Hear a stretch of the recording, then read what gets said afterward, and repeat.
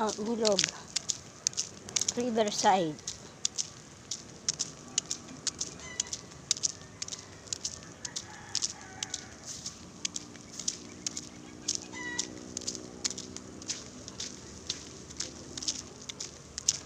Yung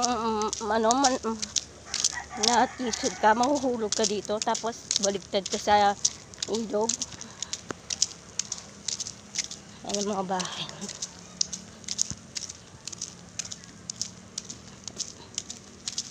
Yes. Saan ang punta mo?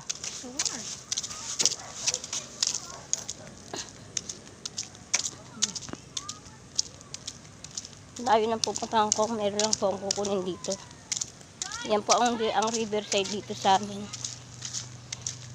Dati meron kaming lupa dito, kaso maliliit pa yung mga anak ko, takot ako baka malunod.